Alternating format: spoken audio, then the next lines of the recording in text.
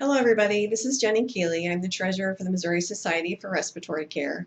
I know that there are always new people coming into the different district positions for the Missouri Society, as well as people coming into the state positions, and there are often questions about how to get reimbursed for expenses that you have on behalf of the MSRC. So I wanted to take just a few minutes just to show you how to do that. We're going to go to the MSRC website, which is mosrc.org. If you try to go to msrc.org, it will take you to something else that you don't want. Okay, so here is our homepage. There's actually no link directly to the forms here on the front, but if you go to the Board of Directors tab, even if you're not technically on the Board of Directors, this is the tab you want. You're going to go under Board Meetings, and then you're going to go down to BOD Travel Reimbursement Form. Don't be misled by the travel part. This is where you will get reimbursement for any type of expenses that you incur on behalf of the MSRC. So you're going to click on that form, and you'll see that there's a form that will pop up that you can go ahead and type directly onto, and it's pretty intuitive. Of course, fill out the date, your name, the address that you want the check sent to. We don't often have people filing a request on behalf of someone else, but in case you do, then you're just going to make sure that you fill out this section down here, who you want the check to be written out to and their address. If you have an electronic signature on file, then sure, go ahead and put that in here. If you don't, it's not a big deal. Many people do not have one on file.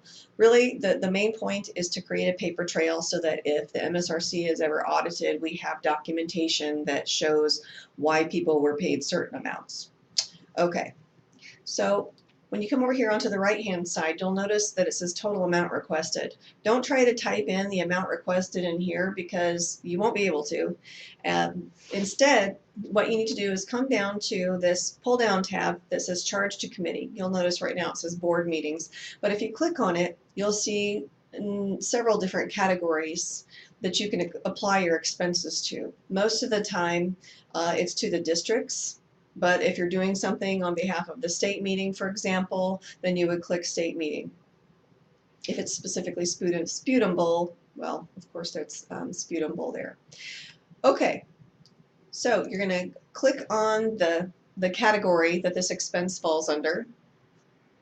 And then, let's say, for example, that you incurred some mileage on behalf of your district, for example. And let's say, I'm just going to put in my mileage here. We reimburse at a rate of 45 cents per mile. When I click Enter, then it will automatically do the calculation for me. And you'll notice up here in the total amount requested, it auto-populated that amount.